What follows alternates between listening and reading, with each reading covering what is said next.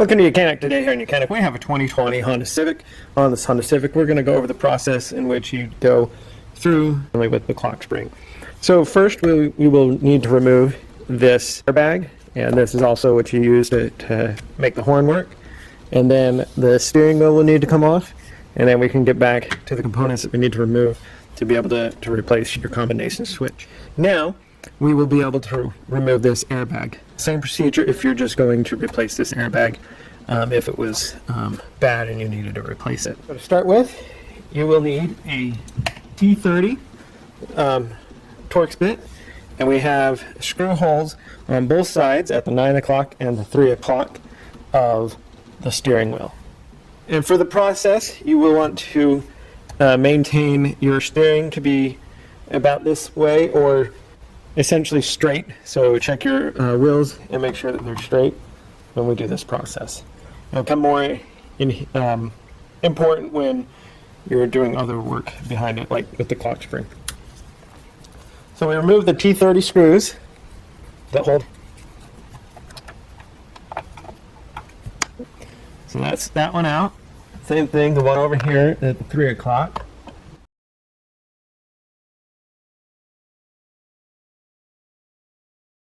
So we're going to just turn this up for the moment.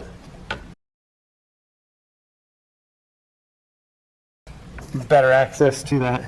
It's more crucial to keep the steering wheel at the regular horizontal position when you're removing the actual steering wheel itself. Alright, screws removed, and now you'll be able to just pull the airbag unit back. We have a little ground connector up on the top, which has a little metal tab that you can want to push, and then that way it will unconnect. And now once you get back to here, these are the airbag connectors, and these connectors work by pulling the little, there's little white tabs on it. We pull both sides, and then we're able to unconnect this.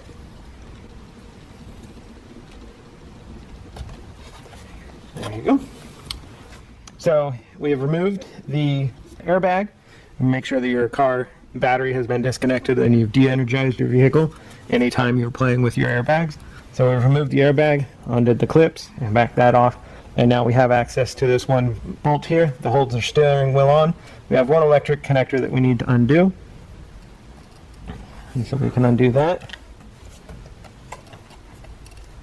And that one connector feeds all of your components on your steering wheel, being it on this side and this side. And that's all you'll need to undo is from the clock spring, this connector. And then this one will need to feed back through when we remove this bolt. This bolt here is on there very tight, and so you're either going to want to impact if you've got one, or a long break apart and a helper to hold the steering wheel while you undo that.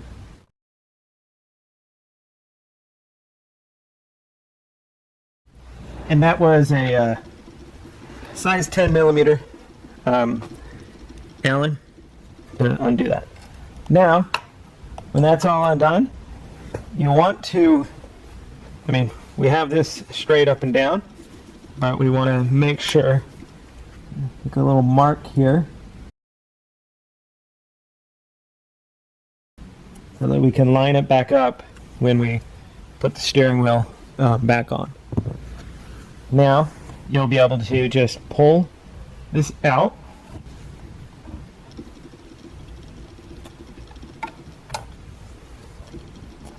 And that is the removal of our steering wheel. And now we have access to, this is the clock spring, and so we'll remove that clock spring. So if you're going through the replacement of a clock spring, this will be the process. Once you remove your steering wheel and the airbag, we get to this portion of it. You're going to want to reach your hand down and release the lever so that you can move your steering wheel in and out to be able to get these components undone. So to start with, we will need to pop this top up, and then you can just set it back up here. You could take the whole thing off. It's got a little fabric skirt there, but we really just need to kind of pop it and set it up there. Now this clock spring is set in the right position right there. It's going to stay with the up position. This is what attaches to the steering wheel so that it knows where it's at. Because this clock spring was still good, we want to make sure that it doesn't spin around on us and we lose the orientation, because it only has a set amount of how many times it can go around. And so if it's off, what will happen is you'll break the ribbon tape in there, and we don't want to do that. So there are 3 screws for this bottom panel. There's 2 up here, and there's 1 right down, basically right down in the middle.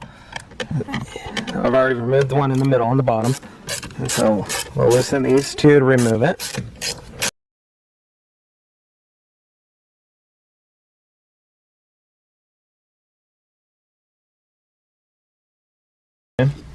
Those 2 screws removed, now we can pop this down. It'll raise up your steering wheel, move this out, and be able to pull this out and maneuver it out. Okay. So with that out of the way, now we have access to remove the full clock spring. We have 2 electric connectors on the back here. There's the yellow one, same thing as everything, we still have our battery unhooked and the car has been de-energized. So we have this connector here, and you'll need to pull the little black connection back, and that unlocks the safety lock, and then you can undo the yellow connector. And then there is another connector which you gotta just press that little tab, and then you'll be able to get that undone. And once that's undone, we have up here, we have a little push clip that we need to pop up. That's the top one. We have one on this side and one on the opposite side. Right? So we have the push clips undone, and now we will be able to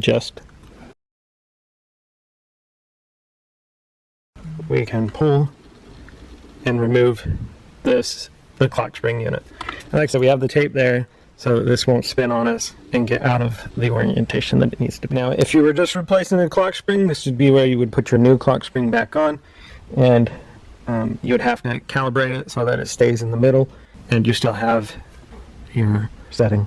Okay. Making sure, and it has an arrow here that tells us which side is supposed to be the top side, and so we shouldn't be able to get that one mixed up. And this is just as simple as lining up. We've got 2 dowel pins, and then we can slide that in, make sure it locks all in, and then the electric connectors, connect them back up.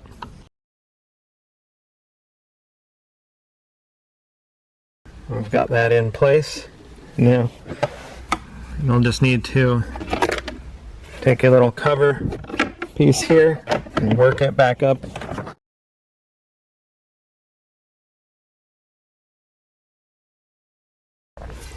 So we got it in there.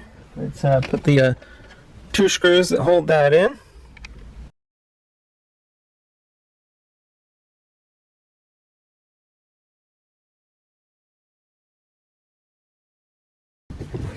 Okay, now there is that one middle screw in the bottom. I'll get that in. This top piece, I'm just going to line it up. It's got 2 tabs on the back that line into the bottom.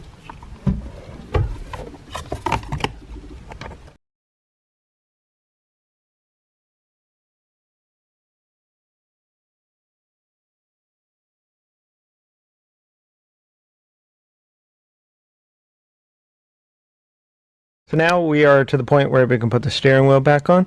We had this piece of tape here so that this wasn't gonna spin around and get out of the sync where it's supposed to be. And so we can remove that piece of tape and then be able to connect our steering wheel back on there. So, made a mark where the steering wheel was when we took this off. So we have the alignment of the steering wheel back up to the mark with our permanent marker. So now we are in the right spline, have it lined up, and we press that on. So now you need to put the the large bolt in.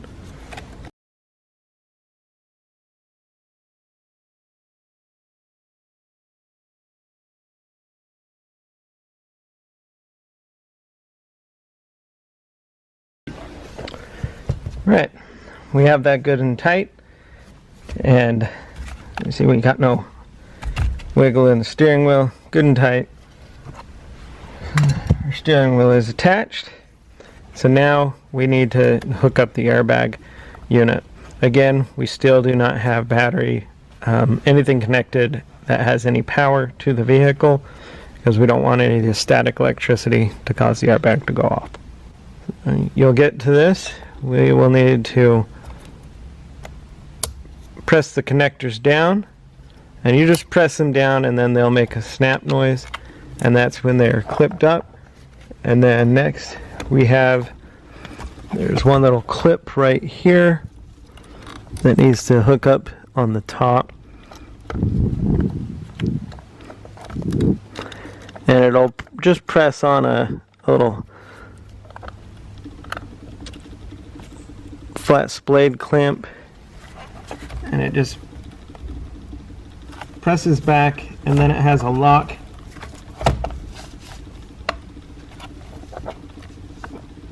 It's all locked in there, and now you just slide this up in there, and on both sides, one at the 9 o'clock and one at the 3 o'clock, we have a T30 screw that goes in and tightens up to hold that on.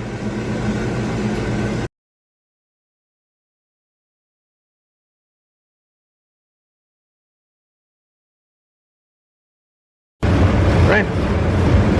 So that's all tightened up. That would be how you would install of your airbag if you removed it, to either replace the airbag and or if you needed to replace your clock spring.